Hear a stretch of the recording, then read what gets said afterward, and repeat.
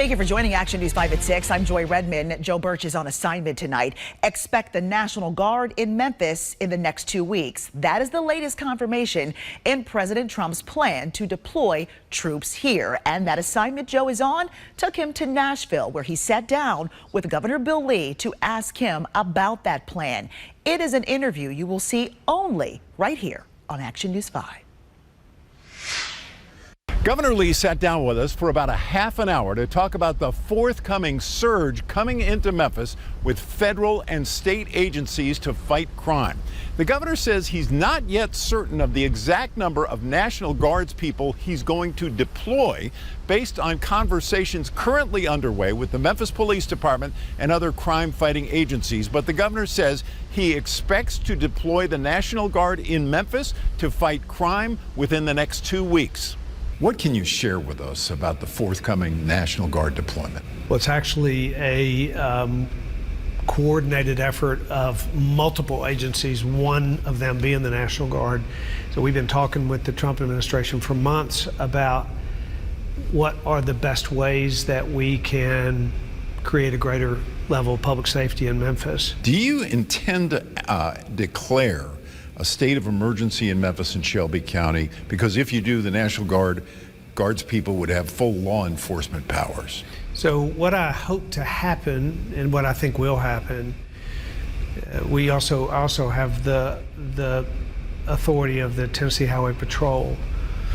In anticipation of this all coming together, we put 50 more Highway Patrol in Shelby County just this week. When I came into office, we had about a dozen Highway Patrol in Shelby County. Now we have about 140. So it'll be a coordinated effort that includes the Highway Patrol. But my belief, the way I think this is going to unfold, is that these National Guardsmen will actually be military police. They'll be trained law enforcement officers. That's who we've used in D.C. when we sent troops to D.C. to supplement the effort that they were putting together up there. These are military police officers, so they're trained law enforcement. That's what I believe, and that's what our plan is going to include. Sending into help the Memphis Police Department will be trained police officers. Now, these will also be Tennesseans. And this is not a performance. This is going to bring real results. I asked the president yesterday for a strategy that would provide a sustained reduction in crime in Memphis. And I talked specifically to the people that are going to lead this effort from the federal government. And I said, we don't want a short-term reduction in crime.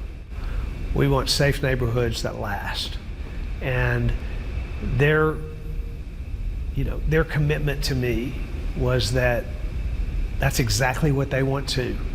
And they want to work together with us to make sure that happens. So this is going on indefinitely at this point, then? I think what we're going to see is that the way we attack crime in Memphis is about to change, and it's about to change forever.